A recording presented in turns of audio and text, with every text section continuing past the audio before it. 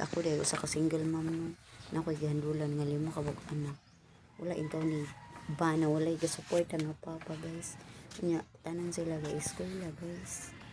Nya lisod gud ay kayo, munang dili gud ay ninyo pwedeng i-BI-BI mga single diha kay karon dili lalim mahimong single mom, wala na ko natuyo no.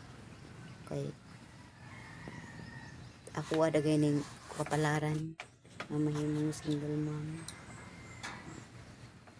Dili mo pod ako ra siguro karon nga nahimong single mom, pero ako nang paningkamutan nga laban ra gud ko para sa akong mga anak.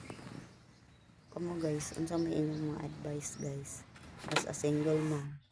Kay dili man lalim no, kay magka-problema ka, solo ra nimo, maningkamot ka para sa imong mga anak, solo ra gyapon nimo.